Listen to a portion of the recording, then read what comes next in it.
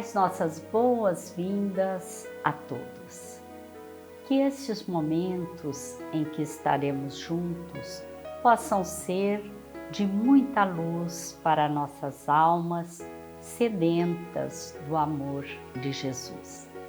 O assunto de hoje vai nos levar a muitas reflexões. Quando observamos o comportamento de grande número de pessoas, identificamos que é muito pequeno o número daqueles no mundo que têm consciência da sua realidade espiritual. Conforme lemos no texto do evangelista João, capítulo 10, versículo 34, Jesus disse: já não tendes ouvidos que vós sois deuses? Diante da incredulidade humana, como entender essa afirmativa de Jesus? Vós sois deuses. Marcelo Pinesi Pereira, palestrante espírita da cidade de Campo Mourão, está conosco, aceitou gentilmente o nosso convite e vai nos falar sobre esse assunto. Olá, Marcelo, seja muito bem-vindo ao nosso encontro de hoje. Eu que agradeço a oportunidade de estar aqui no seu programa. Muito obrigada. Nós vemos anotado no texto, de João Evangelista, conforme nos referimos, Jesus dizendo: já não tendes ouvido que vós sois deuses? Em que sentido nós podemos entender que somos deuses? Então, muito importante esse ensino, porque nós vemos que a humanidade caminha sempre pelo lado do materialismo. Pensar nas coisas do mundo, no tempo que estamos aqui e como usá-lo para usufruir com o que eu gosto. Então nós vemos as pessoas se dedicando ao prazer, se dedicando a todo tipo de atividades que tragam o que ele gosta. O ter, o acumular, o ter status, a vida social. E agora, com a era digital, as pessoas gostam de expor essa personalidade materialista. Mas a que viemos no mundo? De onde viemos? O que somos? Qual é o nosso objetivo nesse planeta? E Jesus vem nos alertar, e veja que era um momento muito delicado, porque pela segunda vez os judeus pegaram em pedras para apedrejar Jesus. E ele então diz: tenho realizado muitas boas obras da parte de meu Pai, por qual delas queres me apedrejar? E eles responderam: por nenhuma das boas coisas que tu fizestes, mas queremos apedrejar por blasfêmia, porque sendo homem te consideras Deus. E Jesus então traz esse ensino que não é novidade, porque isso que ele vem falar já está lá no Salmo 82. Está escrito na lei, responde Jesus: vós sois deuses. Se a lei considera aqueles a quem a palavra de Deus ou a mensagem de Deus é dirigida como deuses, não podemos desprezar de Jesus. Ora, nós estamos fazendo justamente isso. Nós desprezamos a nossa realidade. Somos deuses, ou seja, somos filhos de Deus. E lá no Salmo ele fala, além de falar que nós somos deuses, somos filhos do Altíssimo. Todos. Então nós temos uma essência divina. Somos filhos de Deus, somos filhos da luz. E estamos temporariamente num corpo material para progredir, para aprimorar.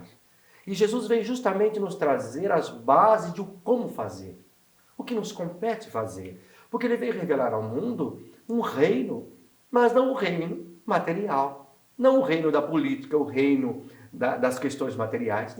Não. Ele veio nos trazer justamente esse reino espiritual da qual nós viemos e vamos voltar. Agora, como devemos fazer para aprimorar, para realmente agirmos como deuses que somos e deixarmos de viver apenas pelo lado animal da matéria, do prazer, do gozo, do sentir, dos prazeres do mundo. Então, o convite de Jesus, somos deuses sim, mas como deuses nos cabe agir diferente. Não como um ser que perece no túmulo, mas um ser como ele provou, não é? Que após o túmulo continuamos vivos, né? E temos que continuar esse aperfeiçoamento que nos compete fazer até chegarmos à perfeição que nos aguarda. Perfeição relativa, obviamente. E Jesus disse também que estava escrito na lei, né? A que ele se refere? A qual lei, ô É Marcelo? justamente o que eu havia falado, né? Como no Salmo. No Salmo 82, ele vai falar de Deus, de justiça, e ele nos traz umas questões bem interessantes. Ele vai falar assim: até quando? Até quando julgareis injustamente e tereis respeito apenas pelos ímpios? Que são aqueles que não ligam para a fé, não têm fé, ou não ligam para as coisas da religião, né? Fazei justiça ao pobre, diz ele, ao órfão. Procedei retamente com o desamparado, com os fracos, com os oprimidos. Livrai o pobre, o necessitado dos ímpios, nos fala ele. E aí ele nos diz que todos os fundamentos serão abalados, né? Porque é interessante que ele traz uma coisa que continua até hoje. Ele fala, eles nada sabem e nada entendem. Andam vagando às escuras. E a humanidade continua até hoje vagando às escuras no sentido espiritual. Nas questões materiais, nós sabemos o que fazer. Nós temos planos, temos objetivos e nos esforçamos por alcançar. Nos aperfeiçoamos no intelecto, na habilidade X ou Y, para que nós possamos ter um destaque, um lugar no mundo. Mas olvidamos as coisas espirituais. É o que ele diz, vagamos no escuro, não sabendo a nossa realidade. E ele culmina falando isso, vós sois deuses. Todos vós são os filhos de Deus. Então Jesus fala desse salmo, que os judeus já conheciam, e não obstante esse conhecimento, queriam apedrejar Jesus por ele falar, sou filho de Deus, né? E vós sois deuses. E realmente somos, mas precisamos assumir essa condição de Deus. E isso nos remete ao campo de superar os instintos do corpo, os instintos animais, dos prazeres, e remetemos-nos à verticalização da existência pelas conquistas do espírito. Jesus se referiu também a um novo reino, né? Você poderia falar sobre esse reino a que Jesus se refere? Ele vem nos trazer essa boa nova, que nos traz muita esperança. Porque no mundo, apenas poucos têm acesso aos reinos. Ao reino do poder, ao reino do dinheiro, ao reino, né, do status, de estar num patamar de destaque no mundo. É para poucos, uma pequena minoria. E Jesus vai nos falar desse reino que todos poderemos alcançar. Esse reino que não está em coisas exteriores, mas que está no coração de cada um de nós. Somos deuses. E Jesus semeia em nosso coração. Semeia esse conhecimento que nos liberta dessas amarras, desses grilhões com os prazeres, com os vícios, que hoje são tão destacados, né? Então Jesus vem nos ofertar esse reino que não é deste mundo, mas que começa nesse mundo, que é justamente as conquistas do Espírito, da bondade, da caridade, da compaixão, da benevolência, da indulgência, do perdão, dos valores que nos remetem a considerar todas as pessoas desse mundo como irmãos, como filhos desse mesmo Pai, e que ama a todos os filhos igualmente. E é interessante que nesse sentido Jesus vai até nos ensinar também que há mais festa, né, nas esferas superiores, né, ou no céu, como queiram, quando um pecador se arrepende e volta-se para o bem, do que para um justo.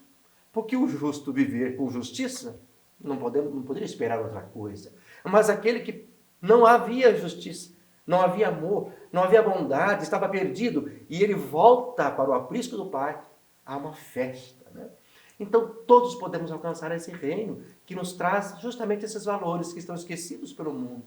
O dever de ser justo, de ser digno, de ser ético, o dever de cumprir a profissão com ética, fazendo o meu melhor em todos os campos do mundo, na família, tão abandonada e esquecida, Como ser um bom pai, uma boa mãe, um bom filho, um bom irmão. Como no trabalho ser um bom funcionário, ser um bom patrão. Então ele vai nos remeter a esse reino que nos traz as conquistas do Espírito e nos fala em ser melhor. É o desafio, deixa de ser com o outro. Eu não estou competindo com ninguém no mundo. A nossa única competição é conosco. É comigo mesmo, para eu vencer o que faz tão mal ao mundo e é tão aceito, o egoísmo. O egoísmo nos fala, pense em você, queire para você, conquiste para você, esqueça o outro. E o amor vem dizer, compartilhe com todos, considere a todos, haja em benefício de todos. Certo. Allan Kardec, ele ressalta na codificação a importância da educação, né? Seria este o meio de se alcançar este reino, Marcelo? Educação em que sentido? Sim. Fala-se muito de educação, Ivone. A educação, hoje, ela é considerada, mas apenas a educação chamada educação intelectual. Porque a educação intelectual é aquela que nos traz bônus, nos traz benefícios. Então nós vemos uma corrida por saber ler, escrever, pensar, não é? Por ter uma profissão, por se formar em cursos superiores e galgar até além, né, os mestrados, doutorados. Tudo isso faz parte da educação intelectual, que nós poderíamos também chamar de instrução. Isso é importante, claro, mas isso não muda o mundo. Porque nós vamos ver e vamos constatar que pessoas nos mais altos patamares dessa educação formal, intelectual, são desonestos, não têm ética, agem em benefício próprio, né? Agem pelo aquilo que lhe trará melhores benefícios materiais ou o que seja. Então, quando o Kardec vai falar de educação, e ele está respondendo uma questão de economia na 685 do Livro dos Espíritos, falando do cuidado aos idosos que precisam, quando não tem mais condições de trabalho, que alguém o sustente, primeiro o parente, não havendo, o Estado. E aí ele vai falar que há realmente esse item que não se dá valor, né? Que é a educação. E é um item que, sem a qual a economia não faz sentido, é uma simples teoria. A educação, mas ele vai trazer não a educação intelectual, a educação moral, mas não educação moral pelos livros, a arte de formar os caracteres, a quem incute hábitos. Então ele está falando de uma educação que nós não vamos buscar ou encontrar na universidade, na faculdade, no colégio. Essa educação de formar hábitos é em casa, é no lar. É o papel do pai, da mãe, que vai mostrar como devemos ser no mundo. É ele, os exemplos de retidão, de justiça, né? De repartir corretamente, de ser bom com o outro, de não tomar o que é do outro. Então são atos da vida cotidiana que não precisa ter curso superior para dar aos filhos. E que nós, hoje adultos, também podemos esculpir em nossa personalidade pela repetição. Então, formar um caractere, quer dizer, renovar um hábito, é uma vontade exercida naquele sentido. Então, eu quero agir de forma melhor.